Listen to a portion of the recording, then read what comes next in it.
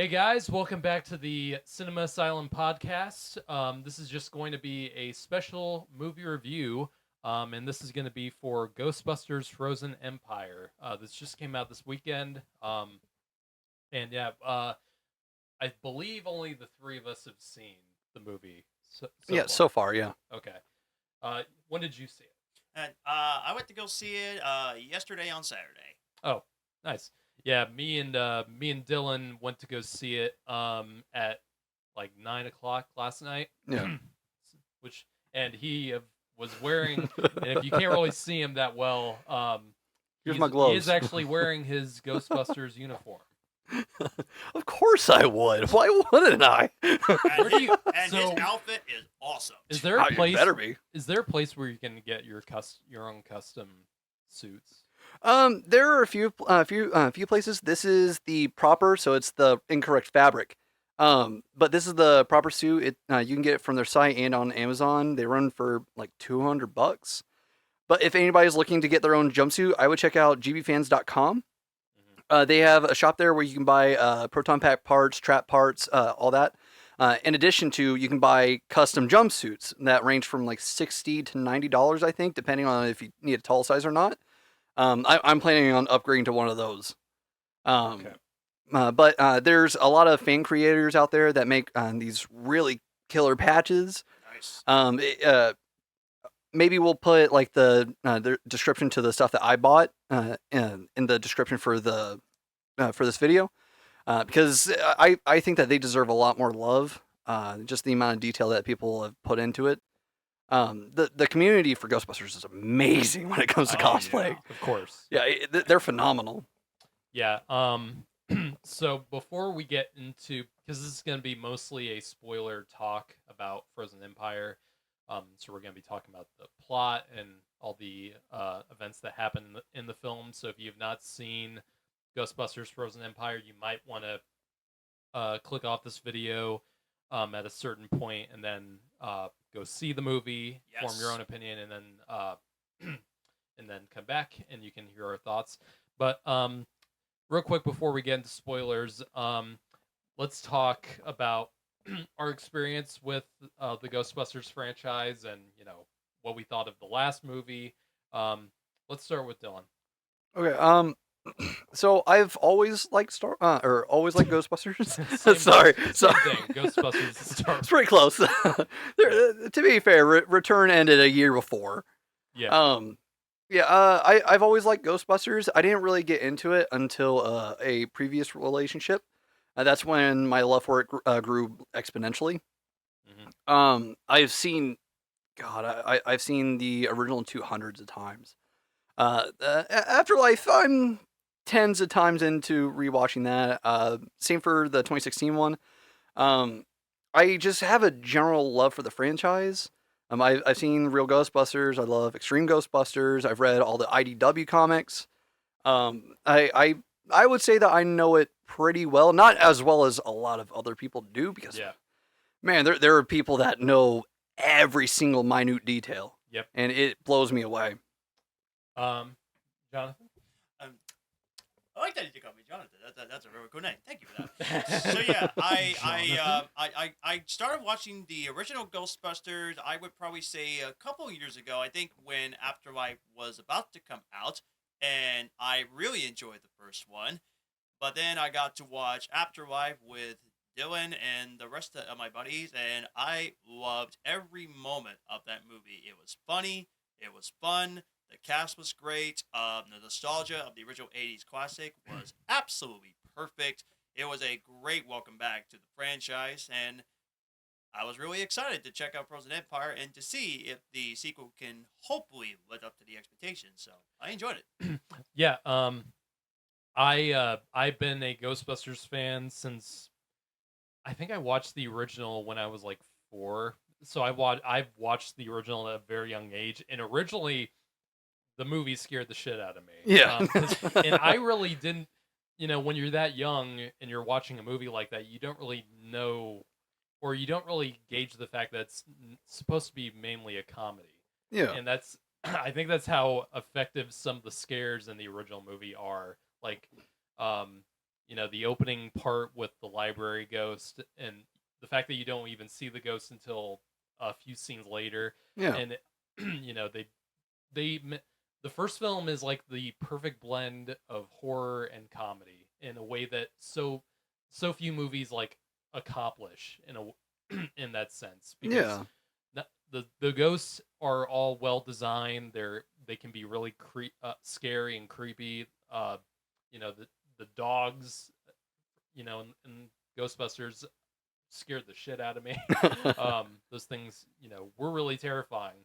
But no, like when I got older and kept watching it over and over again, I picked up so much more on all the comedic bits, the extremely amazing chemistry between all four of the Ghostbuster cast. Bill Murray, Dan Aykroyd, Ernie Hudson, and Harold Ramis. Harold Ramis. Shit.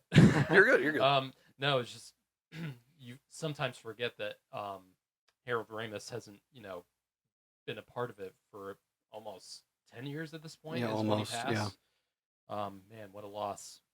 So, yeah, Ghostbusters 2, I've never really been that huge a fan of. I still enjoy it to a certain extent, but it's certainly not nearly the level of greatness that the first one is. And did you guys see the 2016 one? Yes. I haven't watched it yet. Like I said, I like the 2016 one. I feel like it gets shit on way more than it deserves. I don't think that it's as good as all the other ones that we've gotten. I think the only one where it could really pass would be Ghostbusters 2 for me personally. Yeah. Yeah, there's parts of it that I'm not a big fan of. I think it went a little too far at some times, and there are other times where they didn't draw it out enough. Yep. But I really like it, especially the extended edition. The extended edition is way better, in my opinion. I didn't even know there was an extended version. Yeah, I don't think that you can. I don't think that the extended is streaming anywhere. But Sony doesn't really have their own streaming service. No. Compared to like every other studio. Like, yeah. Sony's like the only one that doesn't really have that. Well, give it time. Well, give it time. Yeah, you're right. Yeah, I liked it. I think, like I said, I think that I get shit on way too much. If you're not a fan of it, you at least like Holtzman. Holtzman was the shining star of that movie, and it's because she is a like. I'm not talking bad about Egon. Not saying that he's not a badass or anything, because he's badass in his own merit. But Holtzman is a conventional badass, on top of having that brilliance that Egon has. Yep. She's amazing, and honestly, she's at least the one character that I want to continue, if not everybody else from that. Which actress played her again?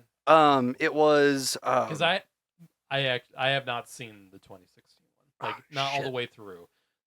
Like, in a few people have told me like it's a lot better than you think it would be. Yes. So that has given me pause to maybe check it out on my own.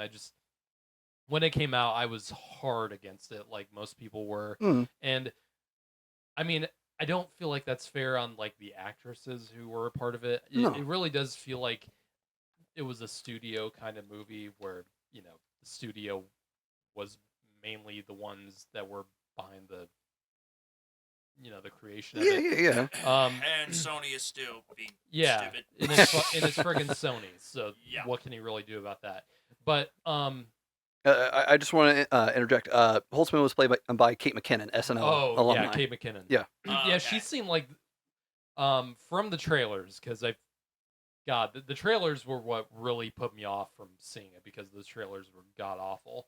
But Kate McKinnon was the thing that got me most curious to check it out, because I like Kate McKinnon a lot. It's worth a watch solely for her. Okay. Yeah, I think that everybody in it did a great job. Kristen Wiig, Melissa McCarthy, Leslie Jones. I think they all did amazing. I know a lot of people didn't like Chris Hemsworth's character in it, because he's kind of really bumbling. Yeah, he's a dumb blonde. He's the male archetype of it. He's basically the Rick Moranis character. Kind of of that movie. He's a lot of what he does in the movie is improv, and it works really well. One of the infamous scenes is I can't remember if it's in the trailer or not. But it's during his interview, and this isn't a spoiler. It's during his interview where at one point he goes to scratch his eye, but he goes through his glasses because they removed the lenses that way the camera's not reflected. And he wasn't supposed to do that. He forgot that he was wearing glasses. So Melissa McCarthy was like, "Oh, hold on. Can I ask why no lenses?" He's like, "Oh yeah, they just kept getting dirty, so I kind of just popped them out." And she's like, "Oh, okay." Okay. I didn't know about that scene. That sounds funny. Yeah, it's great. No, genuinely, there's a lot of really good moments in the 26 Ghostbusters movie. You just have to not have a bitch in your ear telling you it's a bad movie. Yeah, I feel like that movie was like that was like the kickoff point for where we're at with like this whole culture war on like online with almost every like YouTube personality talking about how Hollywood's gone woke and all that shit. Yeah, Ghostbusters aren't women. Yeah, I try to stay out of that as much as I can. I really do feel like that movie was the beginning of that of the time we were in. But yeah, I'll check it out at some point. It just I feel like the movie when it like was being marketed just gave me no reason like to see it. Yeah. Then Ghostbusters Afterlife came out, and it was. Basically, I would say I would call it the apology for Ghostbusters 2016, just because it was going back to the basics. It was going away from all that stuff. It was attempting its own new story, but still tying it in with the original by having it follow Egon's family lineage, and it's following these new characters. And I really enjoyed Afterlife a lot. I think it has a few problems, but I thoroughly enjoyed it, and I really enjoyed the new characters. It brought in like Paul Rudd and Carrie Coon. I like the two of them a lot, and I really like McKenna Grace a lot. I think she's got a lot of talent. Yeah, no, she killed it. And of course Finn Wolfhard too. So yeah, and it definitely set off on a new course with the franchise, and and it went back. And at the end of it, it clearly says we're going back to New York and all that. So we're going back to where we have that Ghostbusters feeling. So, and that's where this Frozen Empire kicks off. And just to give our non-spoiler thoughts on it before we go into spoilers, I was not really a fan of this of Frozen Empire. There were parts of it that I had a lot of fun with, and I think the cast seemed like they were having fun too. And a lot of the newcomers like Kumail Nanjiani, who I think is usually pretty funny in almost everything. Yeah. You have some. Who else were the newcomers? You have Pat Oswalt in here, who's a bit part in it. He's only in like one scene, but he's basically he's the part where he's a linguist. Is the exposition for what the villain is, and I think he also did great. My problem with the movie mainly lies in how it tries to do way too much, and I feel like it has Spider-Man 3 syndrome, where it just feels like it doesn't really have much focus on what the story is, where I feel like what they were trying to do was they were trying to explore, Kate, what's McKenna Grace, what's the character's name again? Phoebe. They were trying to explore Phoebe and her relationship with her mom and her new, almost semi stepdad played by Paul Rudd, and that seemed like that was mainly what they're trying to do, and that would have been cool if there wasn't so much else going on with the movie, where it is also having to explore, the old Ghostbuster characters. It has to have, Dan Aykroyd having his subplot in the film. It has to have, Ernie Hudson doing his thing as well with, this new thing that's opened up for his character in the story. And and you also have to have, Finn Wolfhard doing his own thing. And it just felt like there was way too much, and I feel like more focus on Phoebe's storyline would have helped things a lot more, and it would have felt more satisfying. But I feel like and it just more tying in with maybe a more centralized theme with the villain of the film. What's the villain's? Is it Garaka. Garaka? Yeah. I almost said Baraka. different Close. different storyline, but yeah, I feel like there are pieces in this movie that really do work, but together and how they're executed, it really does come off to me as muddled and unfocused, and I feel like some of the comedy didn't work as much for me in this one, and it's not necessarily to do with the actors. I think the actors do a good enough job in salvaging some of the weaker dialogue and some of the weaker jokes, but overall, it just felt like it really where a lot of complaints with Afterlife were over relied on nostalgia and you know member berries, that kind of thing, of hey, remember this, with Stay Puffed and a lot of the iconography of Ghostbusters. I feel like that was way more apparent with Frozen Empire, and I do think it hindered the film a lot more than it helped. So yeah, overall, if I was to give a score on the movie, I would give it a 4.5 out of 10. Oh, not I didn't hate this movie, but I didn't really enjoy it that much either. Moving on. Go ahead. Um, my score is actually a lot higher than that. I actually really like this movie a lot more, but I completely understand the problems you have with this film because I'm kind of with you there on the movie. There were some great moments in the film. I do think the comedy was really good, and the actors did a great job, Yep. and all that stuff. When you get to the ghost busting, when you get to the third act, that's when you get the satisfying conclusion. When you see the third act of seeing the villain that they're going up against, and seeing all the Ghostbusters together defeating the villain. Yep. That's pretty great. And Paul Rudd, as usual, is really funny in this movie. I love Paul Rudd. Yeah, he was great.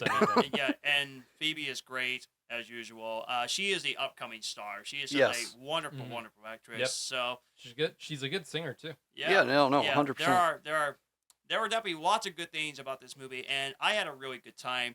But I do agree with you on a few certain things. I feel like the serious tone for me, it threw me off. Yeah.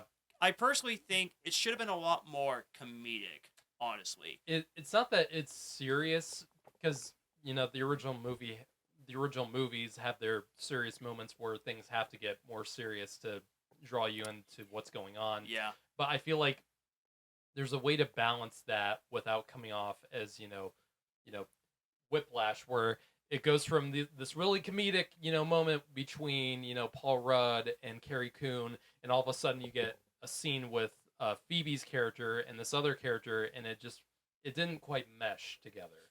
Yeah, I mean, I see what they were trying to do with the serious tone and a little bit of the comedic tone, but I just didn't think it meshed together that well. Which I think the biggest issue is probably because, at least for me, is the director. I'm not saying he did not do a good job. The directing that he did was really good, although the original director of Afterlife, I would have preferred for him. Yeah, Jason Reitman. Yeah, Jason Reitman did great. I'm not saying he did not do a good job. He did really good. But the reason why Jason Reitman's directing was fabulous in Afterlife, it was because of nostalgia, and it brings you back the good old vibes. And also because, he's the son of the original director, Ivan Reitman. And, if anyone was to understand what Ivan Reitman did with... Because he directed 2, right, also? Ivan, yeah. Yeah, okay.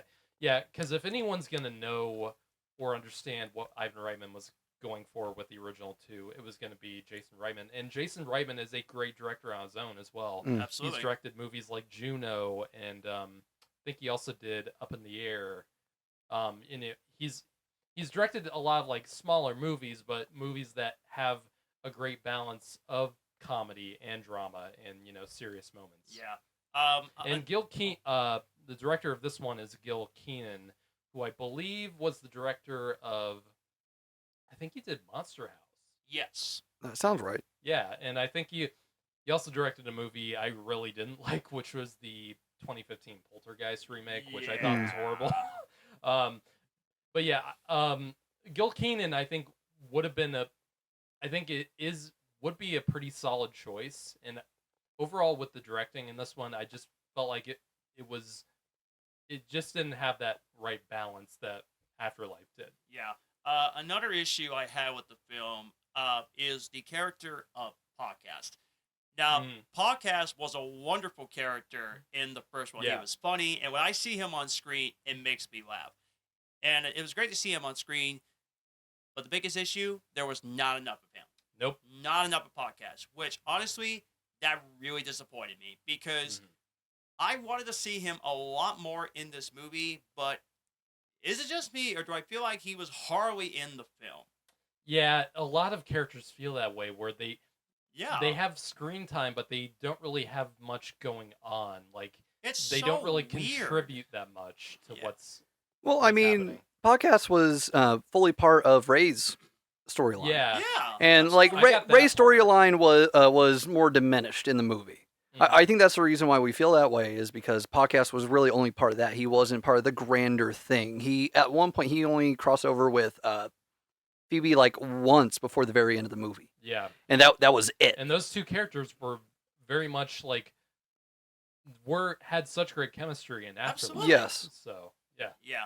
And one more biggest criticism, the New York mayor was absolutely stupid. Oh, Well, it's because it was Walter Peck. It was Walter dickless. Peck, I feel like I didn't really like Walter Peck's inclusion in this movie that much either. No, he was such a It was douche just in this movie. kind of Yeah, I mean, because he was a douche in the first character- one. the character is supposed to be a douche. I get that, but overall, it just felt like he was there just because he had to be there. Yeah. What I don't understand is, hey, she literally did capture the ghost. You're going to criticize the child, and now you're going to bench her? She Yeah. literally captured the ghost. Yeah. That doesn't make any sense. Yeah, but it's Walter Peck. I know, character- but still, I didn't like the way he was written at all. He is essentially the J. Jonah Jameson of like the Ghostbusters. Except Yeah. J. Jonah Jameson was likable and he was funny. Yeah. And in this one, yeah, he wasn't that funny to me in this one, so or not to the level he was in the first two. Yeah. So, Oh, and Yeah, by me- the way, you're fired. Like, what? Okay. did you have anything else to say about it? Overall, I like the movie, although I love Afterlife a lot more, and I Yeah. probably would say that I like the original Ghostbusters definitely like a lot more. I haven't seen the other two, although I'm definitely planning to rewatch it because I love Afterlife so Right. much. But I'll give it a solid 8 out of 10. I liked the film, but I was a little bit disappointed. Cool. Dylan? I'm kind of just going to give brief general thoughts because a lot of the points that I want to bring up, it's Spoilers. yeah, I just feel like I could do a deeper dive because I do want to defend this movie. I do understand the criticisms. I think the one criticism that I really agree about is I think it was podcast. Like I would have enjoyed more podcast content. Absolutely. Yeah. He was a great character in the first one. It was a lot like watching Ray again, just a little younger, because Ray was always a child in those Yeah. first two movies. He was always so full of wonder, and he was so like eager to see more. And podcast is the same kind of character. That's the reason why when they meet up in Afterlife, it's one of my favorite things. But partially because when they meet up in Afterlife, podcast is completely covered in marshmallow. Yeah. And a little piece of trivia about the first movie is when they were spraying all the shaving cream on Dan Aykroyd to cover him in marshmallow, basically. He's like, more. So they like kept covering him on, and eventually they had to be like, no, we can't see you if we had anything else. So when they meet up, podcast is the same exact way. Yeah. I love it. I love the fact that podcast was part of that storyline. I'm glad that he kind of stuck with that a little bit. Yeah. For that reason, those are like the same character in my mind. Mhm. No, I really did like it. If I had to rank it, I think I give it an 8 out of 10 as well. Hey, okay, cool. I like I said, I do understand the criticisms about like the pacing. I understand how it focused a lot more on the family aspect of it. It had On a great Phoebe's struggle. concept. Yeah, Had a it great did. concept. In the snow, it's freezing, and we're flying up against the ghost in the freezing cold. great concept. Yeah, I I just hope. wish it was executed a little bit better. Well, I hope that we get an extended edition because I do think that there are scenes that are missing from this movie, especially in the third I act. did not think about that. The editing, I feel like, was also a major problem because it feels like scenes in, a better movie, in my opinion. Like the plot feels it feels very unfocused because every scene, like especially in the first like half, like something will be set up and then another scene will be taking place with a different set of characters and they're doing their own thing. Then we got back to a different, set of circumstances, and then in the next scene we go back to what was set up in that first part. It's stuff like that I feel like really dilutes the movie and makes it feel like it's unfocused because every scene it feels like doesn't really lead into each other. It just feels like we're just cutting all around, and it just feels like with a more focused like editing structure, I feel like this would have been maybe a lot smoother to watch. I didn't think and about that. Maybe there is a lot that's on the cutting room floor. Maybe there will be. Well, I mean, A there's different stuff cut. that was in the trailers that got cut from the movie. Yeah, I did notice that and too. like the shot of Paul Rudd and the rest of the family Yeah. outside. Yeah, That's the reason why I'm hoping that we get something extended. Yeah. Why do you keep cutting the best parts of the movie when it was in the trailer? Come on, guys. I mean, it's not like that's a new thing. Like, remember in the first trailer to Infinity War, where it's that scene in Wakanda. In the very first trailer to Infinity War, there's that shot of Captain America in the forefront. He's running, and Hulk is behind him. Yeah. Obviously, that didn't happen in the movie with the way things, Well, that was for preserved spoilers and stuff. Yeah, but that was, could we possibly just compare that to just what they did in this movie, maybe to just as a misdirect? Because I'm not sure. No, I want to say that it's a misdirect. If I had to give a genuine guess about why there was stuff that was cut from the trailers in between that and the final product, if I had to give a guess about it, it's they had to do reshoots for this movie 3 months ago, 4 months ago, something like that. Yes, that could be a major part. Yeah, they had to do that then. So maybe because they did the reshoots, they had to restructure things, and by the point that they had done all that, this trailer was mostly done. So that would be my best guess about it. I would hope that we get like just even if it's an additional 10 minutes in the third act, even if it's just that, I think that would help it a little bit better. I think that would help stay some of the criticisms about the pacing. Yeah, it kind of reminded me of the theatrical cut of BVS, where it did have that thing where it's like, okay, we're in this previous scene we were somewhere else worrying about this one thing, and in this scene, we're completely sidetracking. I don't like editing like that. Sometimes it works, like with say Infinity War. I think uses that to its benefit, to where like where the story cuts around to these different sets of characters with different things going on. Yes, but it all feels like it's leading to somewhere by the end. Like it's it's leading to somewhere that feels like it was building up to that the entire time. With this, it didn't really feel like that to me. I feel like there wasn't enough of ghost busting. Well, that was I disagree. I think there was enough, plenty of like ghost, stuff going on. Like I one of the things I really did like about this movie was the new ghost that it introduces. I like that. The sewer dragon. Yeah. And I feel like, is it safe to go into? Do you think it's safe to go into spoilers now? Yeah. Let's go ahead and say spoilers. If you haven't seen the movie, just stop watching right now. Go see the movie and then come back and finish everything out. Yeah. Yep. Yeah. So 3, 2, 1. Spoilers. Yeah. So the ghost that the new ghost that they introduced, I really liked. Was the one of them was the possessor. Yeah. I really like that idea of just this one little ghost going into all these other inanimate objects. Like the vacuum cleaner, or the coolest part when it goes into the lion statue. Yeah. I feel like that's something I've always wanted to see as a kid, you know, because the opening shot of the original is on the library of that lion statue. I feel like that's always something that I've wanted to see. Like, is that lion statue going to come to life at some Yeah, point? yeah, yeah. So I really like that. Of course, the Stay Puft, the little Stay Puft Marshmallow The men mini are puffs. back.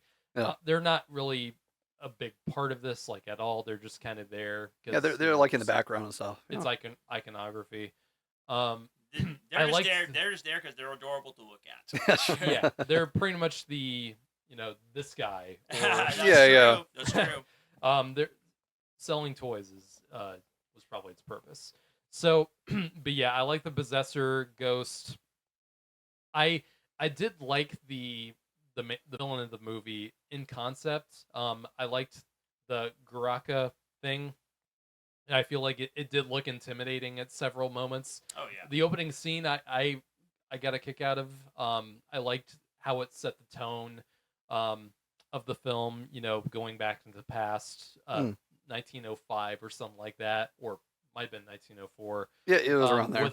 It goes back to the firehouse with these firefighters going into this building, and they find a room just full of like frozen bodies, and they find the orb that has the Garaka demon. I think the setup was there for this this demon ghost thing. I just feel like they didn't really use it as much as I wanted to, because in the trailers you see that, you know, what all the trailers are really selling is that all of New York freezes in that giant ice storm thing.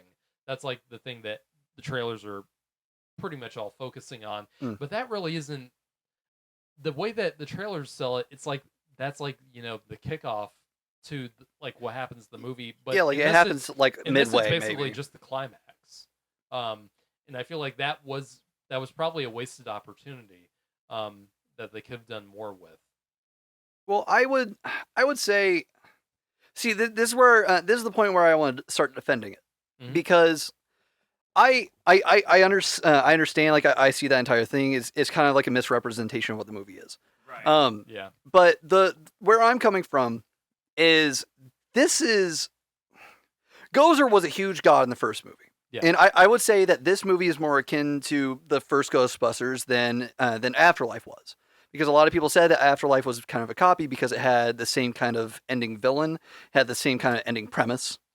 But I feel like in Afterlife, you know, it made enough sense for what happens in the climax, where it brings back all four of the Ghostbusters in a, you know, a certain way, with, you know, the ghost of Egon helping out the living three members. And I mean, regardless of what you think about how they used CGI to resurrect Harold Ramis, I feel like for me it was effective, and it was, at least in my opinion, I think it was a nice tribute to. Well, it was his family and friends and everybody, they fully signed off on everything, Yeah. So every step of the progress of bringing Egon back in Afterlife. So if I didn't really know that, so that is cool. And, Yeah. It's so I don't really get the outrage over, you know, the CG, because honestly the CG is incredible for what they did in resurrecting Egon. I'll say sorry, You're good. I would recommend going on to Adam Savage's Tested channel on YouTube. There's an entire video where Adam sits down with Jason Reitman, because they're pretty good friends, and they did a whole bunch of production videos for that one. They did it for Frozen Empire. Nice. But there is one video completely dedicated to bringing Egon back, and they go into depth a lot about it. And basically what they did about it was they when they were starting the process of doing it, the way that they went about it was they would create a CGI model of Harold and match it up to scenes in Ghostbusters 1. And so they kept editing and editing and editing until it looked identical. Like you couldn't tell which was the original, which was the one that had the CGI version of him. Right. And then they would age him 10 years. And they kept doing that until they got to the point in Afterlife. That's the reason why it looks so good. I still recommend watching the video. It's amazing hearing them talk about it. Yeah, it's Adam Savage. Adam Savage is Tested. That's what the channel is called.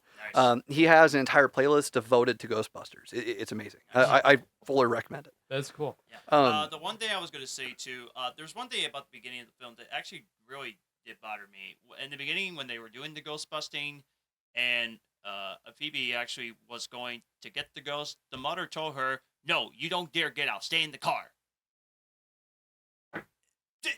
Did you not? Yeah. Did you not see what she? Did you not see what she did in the in the first one? Like yeah. she bust the ghost. mm. Like, come on, Mom. Why do you have to be so strict now? Like, It does seem like I don't like that. It is. She is way more likely to get hit going through New York than she was in true, Somerville, but she Oklahoma. saved I get that. So like I'll defend it to that degree, but it's like she also didn't have an issue in the afterlife when yeah, she was doing did it. the same thing with that ejector or that seat thingy. Yeah, the gunner. Yeah. Yeah, the gunner seat in Afterlife. So to me, I didn't really understand. Yeah, that did kind of bother me too. yeah. Hey, I did good, didn't I? Yeah. Thank you. But the thing that I was saying comparing Frozen Empire to Ghostbusters 1 is the pacing of it all. I think the thing that keeps Frozen Empire from being almost identical to the pacing and story beats that the first one had is the fact that we had multiple storylines going in this one. Yeah. In the first one, I'll say this as a general statement: the first two movies, the main character of the movies aren't the Ghostbusters; it's Peter and Dana. Yeah. Those are the main characters of the first two movies, just as in Afterlife and in Frozen Empire, Phoebe's the main character. Yeah. Every single storyline is touched by those two leading actors in those two separate movies. It's there in Frozen Empire. Phoebe crosses every single storyline. She touches everything. So she's going with the original team as soon as she's kicked off the original team, base team. When she's kicked out of the base team, she joins up with Ray, and as soon as the trouble comes in where Peck is like, okay, I'm completely disbanding the Ghostbusters, I've been waiting 40 years to do this, blah, blah, blah, blah, blah, which I'll defend that too, because, I mean, it makes sense. I feel like this was the most in-universe dependent Ghostbusters movie we've gotten. Yeah. Where it had a lot of storytelling just by people being there. Like the fact that Ray had been completely banned from the library. They brought back the original library director for that. Like it's just they had a lot of storytelling like that, and just as Phoebe goes throughout the entire movie, like it's showing her struggle and it's building that up, and like I understand the criticism of it's focusing more on her relationship than the Ghostbusters, but it's always kind of been like that. Yeah, but I think I respect that. I feel like I get that Phoebe is the main character of this film. Yeah. But I also feel like she's more out of character than she was in the first film, because in this one she seems more like seems more angsty, and because she's a teen. I understand that. I do. I just feel like the level of like resentment she has for Paul Rudd's character and her mom is a little bit more. Is not. I didn't really quite feel it in this movie as much as I wanted to, and that kind of leads into this new character that this movie introduces, which is this ghost character that Phoebe comes. And this was really messy to me, and how they set this up. It just the introduction of that character really did not make much sense to me, and how they did it, because Phoebe goes at night to a park to play chess, and at first I'm like, is she playing chess with Egon? Because I feel like but Egon, they pretty much established, went off to rest in peace, and that kind of storyline was over. But no, it cuts to this new character, Melody. Melanie. Melody. Melody. Yeah. And I feel like the movie doesn't do a great job of, establishing whether she knew that, because obviously in the movie she just meets this character for the first time, but the scene doesn't really do a great job of, establishing information like, does she know this ghost, previously? or why has she been doing this, this chess thing? Oh my gosh. I I did not think about that. yeah, Oh, it's kind of ugh. it leads to that problem of this movie feeling No rushed. backstory. Like, it no, guys. it feels very sloppy. Well, okay, so the way that I took it, so when she sat down to play by herself, she didn't think that anybody or anything was going to be there. True. So when the chess pieces started moving by themselves, she thought that she was playing with Egon again.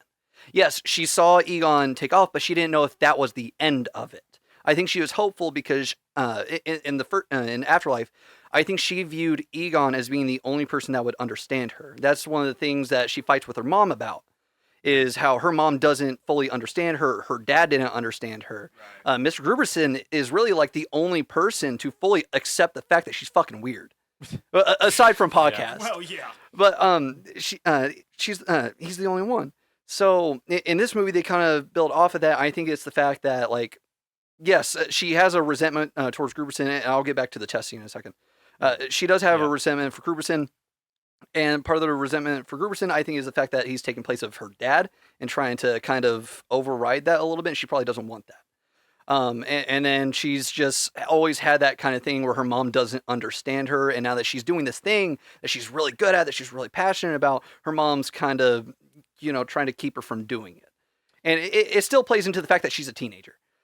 But for the chess scene, she thought that she was playing with Egon, only to end up not being Egon. And no, she didn't know the character. She like she said, it's not the first time she's seen a ghost. So she was like, oh, okay, whatever. Like, I don't know you, but all right, you play chess well. I feel like it happened. That's the one thing I actually love about that main character, is that she's not afraid of anything. Yeah. That's my favorite thing about I the main understand character. that. It happens so quickly, like in the scene, like everything is like Yeah. set up so fast where like you can't really. I never really got this sense, like I never really got to follow it, where I feel like I was learning things. And I think the editing really didn't help that scene either, because everything is set up so quickly that you don't really get the chance to like follow it properly. Like, and in terms of the character of Melody in the film, I feel like, much like some of the other ideas in the film, I feel like I think it was a good idea for the character of Phoebe, and that she maybe is starting to relate more to the ghosts and her actual family, and I feel like that's an interesting storyline. But I don't feel like it was given enough time, and I feel like I didn't really get to understand the character of Melody that well, because in the next couple scenes with her, she's like getting communicated with this Garaka demon thing to like betray her, and it just happened so quickly where I was having trouble following it. Yeah, I can see that. And I didn't really. Why did it go to her? Maybe it was because she was They're both becoming teens. Maybe it was because she was already becoming attached to the character of Phoebe, and that's maybe why the Garaka thing told her to do that. It just nothing. Everything is just. It feels like it just comes off as rushed to me, and I was having a lot of trouble during this movie following what was happening, because it was just happening so quickly, and I am really curious how much of this was left on the cutting room floor at this point. Well, yeah, that's why I think that we're probably going to get an extended edition, because I do think that there's stuff that should be drawn out throughout the entire movie, but especially the third act. Yeah. It's just I can agree with that. I think that the initial storylines at least were a bit rushed. They went to rush in and establish things, so I can agree with that. I just think that it was Garaka was taking advantage of Melody by preying on the fact that she wanted to be with her family again. I think that it tied into the fact that Phoebe didn't feel exactly what's the word I'm looking for? She didn't fully feel part of her family, I guess. Yeah. Like she had the name and she was super accepting of that. It's just she didn't feel like she was part of the family business, even though she really wanted to, and that it's for obvious reasons when you watch the movie. Uh, um, I actually want to talk about the third act because we'll get to I that. think I think everything leading up to that. Again, in the first movie, it's you don't see the big bad until the third act. Yeah, Like they build it up a bit, and I think that they do a really good job about building up Yeah. the big bad in this I one. agree. Yeah, I agree. The absolutely. build up to Grok, I think, was fine. I just feel like maybe something that would have helped my investment in the character of Melody was maybe a flashback, showing her family, because I didn't really feel for her when she talked about her family, or the diner thing. I just felt like I was like I said, I was having trouble following everything, and I don't think that was just me. I feel like that was a problem with the pacing and the editing and the writing. I just felt like it wasn't giving me enough information to fully care about the characters. I would say that about Melody, so Yeah. I can agree with that. Yeah. And I didn't realize who that actress was at first, and this is someone who I haven't seen in a few years. I think she played a character in Doctor Sleep. Um, I think it was the character of, I forget her name, but it was the character that Rose the Hat goes to in Doctor Sleep, and it because she has the power to push people, Mm. or that's what the movie the Doctor Sleep movie calls her character as a people pusher, because she has the power to push people to do things. Yeah. And I think her performance was fine. I was in both movies, Doctor Sleep and this. I was distracted because she looks like she could play Brie Larson's sister. I can see that. She does look like Brie Larson, doesn't she? Well, like one of the initial thoughts that I had was Grace Moretz, and then I was I like, didn't oh really well, think of she's her. well. I just like that was one of the initial thoughts that I had. I was like, no, I was like she would seem too old if that was her. Yeah. And how old is Chloe Grace Moretz? She's in her 30s. Yeah, I think so. Yeah. Yeah. Yeah, the actress name you're talking about, and I hope I pronounce her middle name right. Emily Owen Wind is her Right. name. Yeah, I think it's Alan. Okay. Yeah. And Oh, she was in the babysitter movies, and of course Doctor Sleep, and also Babysitter the. movies. She was in Lights Out. Oh, I forgot about that. Oh, nice. Are you talking about the babysitter movies with what's her name? The chick from Samara Weaving. Yes. Those. Yeah. I only saw the first one. I didn't Yeah, see same. the second one. Yeah, and I didn't think the first one. and was she that was in great. the HBO Max teen drama series of Gossip Girl. So she What was. did you say, Matthew? Only Oh, I thought she was wow. older. Oh wow. Oh, Okay, I okay. gotcha. Okay. But yeah, I'm with you there. I mean, I thought the Melody character, she didn't do too bad, but I definitely would have liked to see more of her backstory a little bit more, maybe. Maybe if they actually do the extended edition, maybe we could get backstory of that. Because Yeah, I'm didn't hoping think that too. I didn't think about that. That I felt like they're missing scenes. I did not think about that. Well, I mean, chances are she could appear in the tie-in comic that they're releasing. True. Because it's supposed to bridge the gap between Afterlife and Frozen Empire, Oh, okay. which Frozen Empire takes place 3 years after. Gotcha. Yeah. So she could appear in that, like probably towards the end, where like it's Garaka's initial like, "Hey, I need you to do something for me." Because I feel like the movie is implying connections that I don't think are actually happening, and that's what kind of confused me. Is I was confused. What's the connection between Garaka and Melody? What's I mean, in the movie does the movie goes into the connection between Kumail Nanjiani's character and the Garaka thing.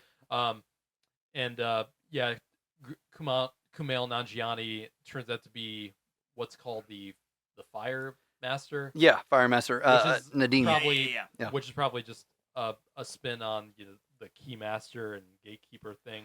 Well, I wouldn't say that, but I mean, it's basically the same premise. This chosen person or chosen family that's carries on this title that is tied to possibly raising this evil demon or ghost, or defeating the demon or ghost. So I feel like that's what they were trying to go for with that character. I mean, I can see that. That's what it felt like to me. And I didn't really have a problem with Kumail Nanjiani's character in the film. I think he was used fairly well compared to a lot of the other characters. I feel like he did get a fairly satisfying arc, in defeating defeating Graka in the third act. I do feel like, I mean, can we talk about uh blinking so hard right now? Sorry, my sinuses are acting up, and that's kind of like screwing with my head. Um, I really didn't. Why was Bill in this movie? Bill barely did any goddamn thing in this. Well, I mean, film at all. Bill he's Murray? Yeah, he's Bill Murray was. You know what's funny? I was reading a Facebook post, and the reviewer said he sounded drunk. I don't know. That's what the reviewer He only said. had like a scene in the second act, and I get it. He's one of the most popular members of the team, but I mean, he didn't really do much, and he was pretty much just there to throw out one-liners, and even the one-liners I didn't think were that great. Um, it felt lazy how they used Bill Murray in the movie, basically as strictly the comic relief and not much more. Ernie Hudson, they gave him that new paranormal center thing, which would be interesting, but I feel like that deserved another movie to go into that, instead of just shoving it into this movie, which I feel like is already stuffed way too much. Well, I actually thought that worked really well. I've played the Spirits Unleashed game, and I played the Ghostbusters the video game, which I love. It's great. A lot of people love that game. I heard good things about it. It's awesome. Spirits Unleashed is worth the play. I'll say that, especially with the fact that think that it's selling for like $20. I think that I think it's worth it. As somebody who really enjoys Ghostbusters, I gear up every time that I play the game. It's telling actually a lot more about how Ernie's starting the Ghostbusters back up. Yeah. And about how they're opening business, how they're actively doing business, and all that kind of stuff. That was one of the things that I missed out, is because there were characters in that game that didn't make any appearance whatsoever in this movie. And if they made an appearance, it was in the background. I was a little bummed out about that. Do you think maybe that would have helped this movie more if it was characters that were in the video game, possibly? Well, I think that if we would have at least gotten like tiny little tie-in pieces. Maybe just because they were somewhat established in, Yeah, Ghostbusters there's a whole story thing going on in Spirits Unleashed too, and like Ray's like, oh yeah, my buddy Podcast is coming down for the summer, and the Spengler family is coming here, and blah blah blah blah blah, and it like ties in, it helps bridge the gap as well, and I just feel like we could have gotten those characters a little bit more. I'll have to rewatch it. I'll have to see if they are in the background at the other base, because I'm sure that if they are in the movie, that's where they are. And I feel like that blonde guy, I forget his name. James Acaster is the actor's name. Hold on. Penfield was his last name. Yeah, the character's name. I feel like that character didn't really need to be there either. Or I liked it. I liked him, but I feel like this is just me as the screenwriter talking here. Like, I'm always about screenwriting. To me is always about economics, because it's always, to me, if you can combine two characters into one character in a way that doesn't diminish like what they are on their own, I feel like you should do that. And I feel like they should have done that. They should just, combine, take out that Penfield character and just give those story beats to Winston or one of the other characters. I feel like you didn't need just that one character to do what he did. I feel like that I can say that a lot about a lot of the characters in this film. I feel like some of them could have been taken out entirely, or they could have just been combined with the other more defined characters to make it, I think it would have helped it flow more, personally. But yeah. Well, I mean, I liked it because I feel like he was more the head of R&D. Like he had his own special division at the base. I get that I, too. I will say though, I think that a lot of the like on-site stuff at the firehouse that should have been Phoebe. Mhm. That is Phoebe's field. That was her like one thing in Afterlife that she was really fucking good at. Was she was the person who worked on the tech. Yeah. And like granted, she is one of the main reasons why they defeated Garaka. It's the fact that she was like, oh well, you said that brass works too, right? Well, let me dip didn't parts really of my understand- proton pack in that. I must have checked out that point. What did the brass have to do with defeating? So the orb was made of copper. Yeah. So when they were making those kinds of Oh. prisons back then, they were making them out Okay. of copper and brass. That makes They didn't sense. have Okay. any more copper, as Ray said, because they got stripped in the 90s. So right, Phoebe right. was like, well, we got plenty of brass laying around. That should work, right? And it was actually kind of an issue where I was like, oh, okay, I shouldn't have watched that one Adam Savage video. Because they go into the effects of the proton packs and stuff like that, and they talk about Phoebe's pack, and they're like, yeah, no, so normally they have these red lights that come out of the tip of the neutron one, and all this other stuff. Well, Phoebe's pack sparks as the cyclotron goes around, and then it shoots out green energy and stuff like that. So we had to recolor it. I was like, oh man, that's interesting. I wonder what that's gonna be for. So as soon as she's like, well, brass works too, right? I was like, fuck.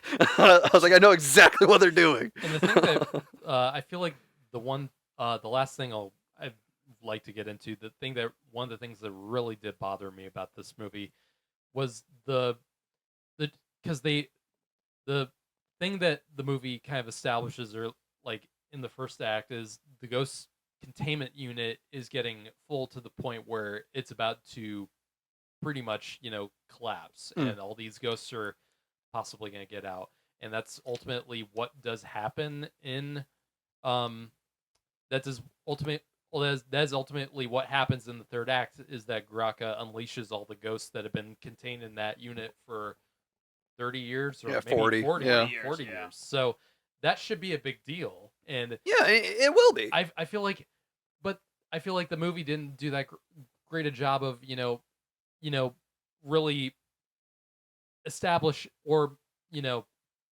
didn't do a great job of conveying that idea that, holy shit, all these ghosts, that all of our work that we've done in the past 40 years of capturing these ghosts might be undone, and we're gonna have to do something about it. But the movie treats it like it was just Graka they had to deal with, and they capture Graka, but all these ghosts are just out in the world now. And I feel like, and the one part when they finally capture him, and it's the part they where, like invert the containment unit, where Winston goes like, when the light's green, the world is clean, or something like that. Yeah. It was like, you guys realize all these ghosts are out now, and you're gonna have to do all this shit probably all over again.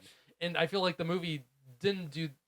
I feel like they should have embellished the fact, or stewed in the fact for at least a moment or two, where, and it might have just been set up for a sequel. And I feel like it would have been smart set up for the third one if they do it, where it's like, oh shit, this is a huge problem. But the ending of the movie doesn't treat it like it's that big of a problem. Well, and I had a big problem with that. Well, I think that this is something that ties back into the base, and it's one of the things that they kind of established early on, where Phoebe's like, well, why don't we build a bigger containment unit? Yeah. And Pinfield's like, what do you mean? We did.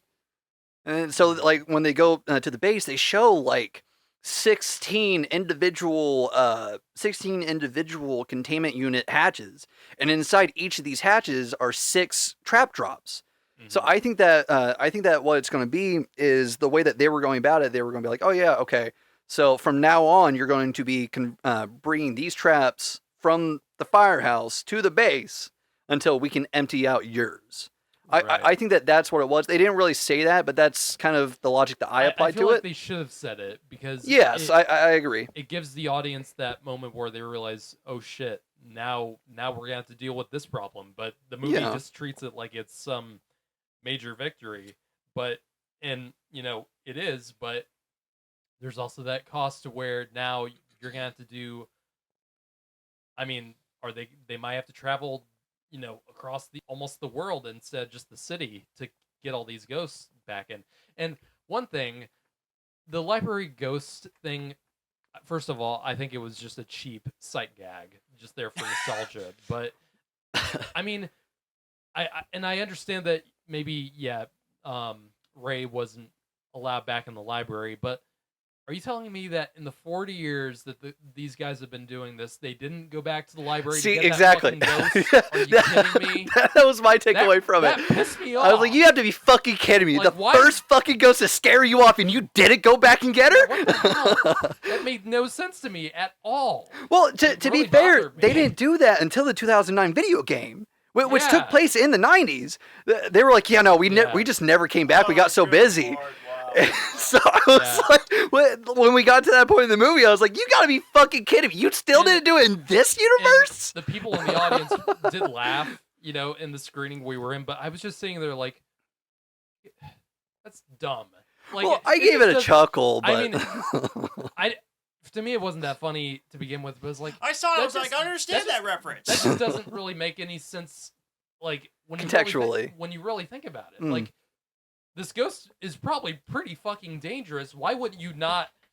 Why Well- would you not go back to get that thing? no, actually, one of the things, and this is kind of the canon before 2016, before Afterlife. There was a whole thing where the librarian is actually really passive. Yeah, Like, it's not aggressive like that. I think the only reason why it was aggressive toward Ray was because she recognized Ray. I think that's it. don't It's know. literally just like the librarian gets like interrupted and too much noise, stuff like that. Takes her job really serious. There's I recommend reading the IDW comics. It just gives a little extra life to the characters. They go into a bunch of the ghosts that you see in the movies. yeah. And they have these like confidential files from the desk of Walter Peck, Mhm. and where they talk about it. And the librarian ghost actually has one of them. I would fully recommend reading those comics. I think they're amazing. I do want to get to one more thing too. There is a after credit scene, but it was only 30 seconds. It was just a comedic thing. It's a setup. Is it really a Yeah, setup? though? it is. Like, Gil Keenan said it. what's it setting up? It just seemed The- like it was a jokey scene with the Stay Puft. I think that Guys. what they're setting up is the Stay Puffs are going to start causing havoc across the nation, and that's going to be one of the next projects. Is I'm on board with probably that. a countrywide, at least, expansion for the Ghostbusters company, because Okay. another Ghostbusters game that came out recently was Rise of the Ghost Lord. I Which- didn't hear about that one. Yeah, it's a VR game. Oh. Yeah, nice. it's I not need to play canon more to the VR. universe. I have a headset. I just don't really use it. I don't know why. Well, I recommend it. It looks amazing. Mhm. In the game, which takes place outside the storyline, like it's not canon. Okay. But basically, the Ghostbusters franchise expands to San Francisco, and so I think that's and I think that's what the Mini Puffed project will be, is an expansion of it, and that's kind of something that the video game from 2009 also served as, was because the Rookie ended up making his own operation base in Chicago, where he was the only dude in Chicago doing it. Right. It's I think that's what that is. Gil Keenan said that there's more story to be told with those mini puffs and what they're doing from that post-credit scene. Gil Keenan also said that they're going to try to tell more stories with the Spengler family, because this isn't where it ends. They're going to expand on that. Honestly, I could see those being the same project, but I don't see how they would be able to tell those two kinds of stories, considering the fact Not that in the mini one- puffs have not in such a one movie. head I start. don't- Yeah. Not in one movie. Yeah. Like Although I feel like that I- was the problem with this movie. They just Yeah, tried to although tell I too actually many thought stories. the credit scene was really funny. But I hope we get more of that when the third Yeah. one comes out. Which I'm pretty sure they're making a third one, depending on the box office. Yeah, that's what It's- Gil Keenan yeah, said. It's the most divisive Ghostbusters movie, actually. Aside from, I mean, I know critics mostly like the 2016 one. Doesn't it have like a 72 on Rotten Yeah, Tomatoes? but the Which, audience rate had a honestly, 46%. when that happened, but... like it honestly baffled the shit out of me. I was like, wow. But I don't know. Maybe I'll like it. Because I haven't seen it. And I tried to stay away from it for so long. I just hope, because was Afterlife written by a different set of writers than No. this one? No, it was So- both Jason Reitman and Gil Keenan. So this movie and Afterlife were by the same writing team. Yeah, so Jason and Gil basically just traded the director seat. That's basically all it was. So it's Gil- by the Gil it, also both wrote, of them did it. Gil wrote Afterlife. I believe so. Yeah. Here, Okay. I can double check really fast. I know that he was an executive producer on it. Here, let me see. And I know the director of Afterlife. I know he wrote the script for Frozen Empire. Okay. Yeah, no, Gil Keenan also wrote Afterlife. Okay. Yeah. So, yeah, I don't think it. I was about to say it felt like a problem that it was written by both this and Afterlife. They were written by different people, but No, it's the same I guess people. that's not the problem. I just feel like more focus was probably needed to make this feel more flowing. And I feel like a lot of this movie, a lot of the storylines could have been told in maybe two other movies or two distinct movies, and I feel like that could have helped the problem more. So for me, it did feel like it did. While I was watching this movie, it did remind me of how I felt when I first watched stuff like The Amazing Spider-Man 2 and Spider-Man 3.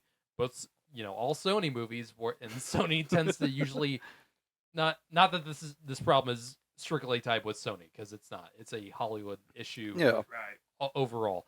But it did remind me of that. It's just like there's pieces here that work. I just feel like they don't work together all that well. So yeah, I think that I've said all the things I wanted to get into spoilers with. Yeah. So yeah, those are my thoughts on Frozen Empire. Yeah. I mean, if there's one positive thing, at least it's better than Man and Web. That is true. That is true. It's a better movie, so Sony, you redeem good thing yourself about- a little the bit. good If thing Paul were here, he'd be telling you shut the hell up. Well, actually, I was about to say I think this year has it easy because I don't think anything will top #1 worst movie of the year lists like Madam Web. But apparently, and I checked the calendar for this coming week, because not only is Godzilla X Kong coming out this week, Winnie the Pooh 2 also comes out this week. So that might beat out Madam Web for #1 worst movie of the year. I mean, I'm not even gonna watch that. Oh, I might have to go see that at the theater because I saw that fucking trailer in front of Dune Part 2 in Dolby in the same theater that we saw this movie. I know. I saw the trailer Same for one. Winnie the Two. Uh-huh. Winnie the Two. Winnie I the was Pooh thinking about 2. that the entire time. I was like, you're really gonna make me see this in the theater, aren't you? Don't forget about Pooh Vengers next year. Yeah, we the haven't even Poohniverse. gotten into that. We'll probably have to get into that. We'll tonight. get It'll be into part of the different- news. in a different- Yeah, it's in the news segment. In a different and I'm gonna video. I'm gonna do a full rant on it. So be Yeah. entertained, people. Um, So anyway, so pretty much mixed feelings. Dylan and Yeah, Dylan and I enjoy it. The movie. Him not so Dylan is- much. Dylan's. Well, I didn't get to give my final thoughts. Oh, I'm sorry. I didn't know. Yeah. No, I just it was because we only got to talk a little bit about the third act. I'm not gonna go all in because this is running a little long. Yeah. I think we've Didn't got. mean- I didn't think mean to we've interrupt gotten. you. Sorry I think about we've that. gone through like the main the big spoiler. bit. Yeah.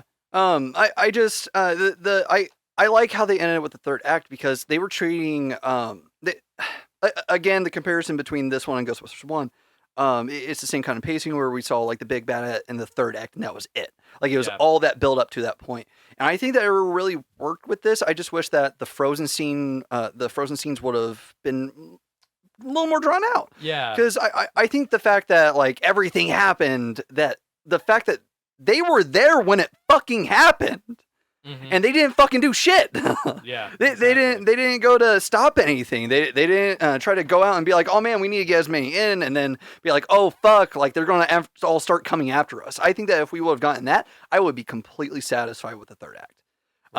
That's really the biggest drawback for me. Again, I understand the pacing issues. I understand the editing issues. I And completely get that.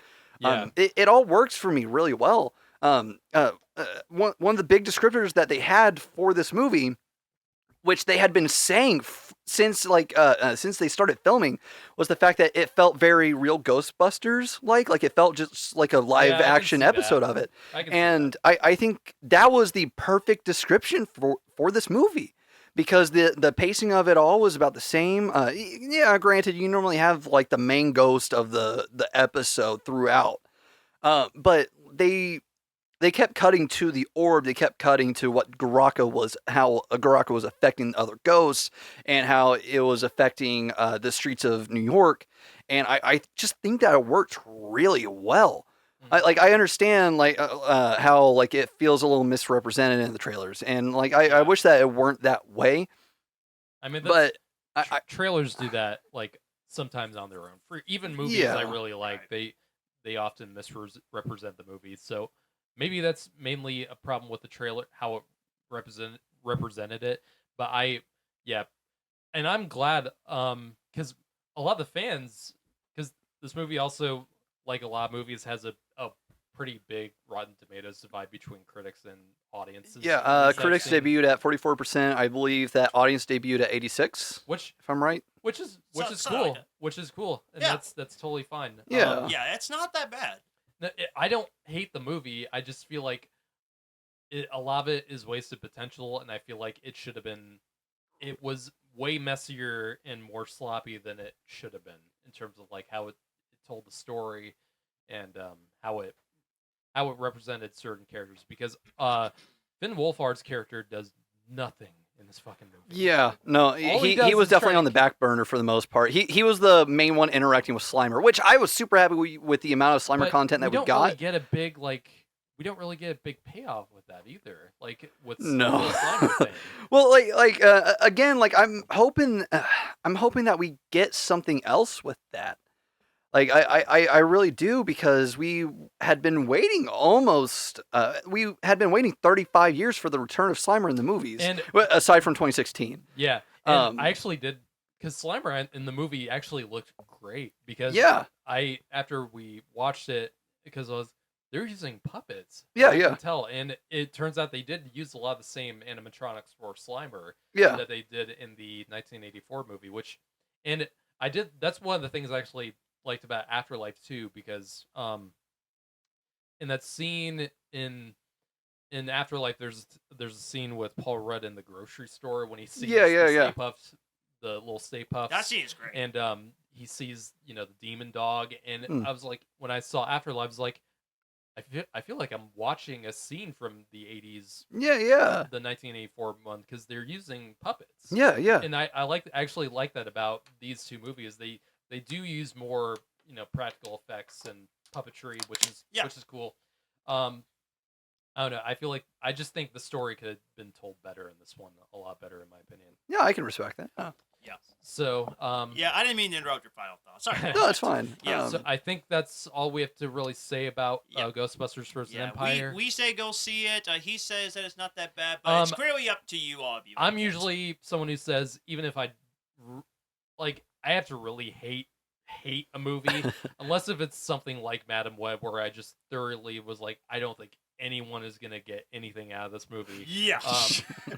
But for something like this, I feel like it's something that if you are a Ghostbusters fan, like all of us are, I feel like I would go see it, and it's worth it. It's something where I would just try to form your own opinion on, because I think there's a little bit more divisiveness with this one. So if you've seen Ghostbusters Frozen Empire, tell us what you thought of it in the comments. Yes. And we hope you guys enjoyed the review. So, absolutely. Adios. See you next time. God bless. See you next.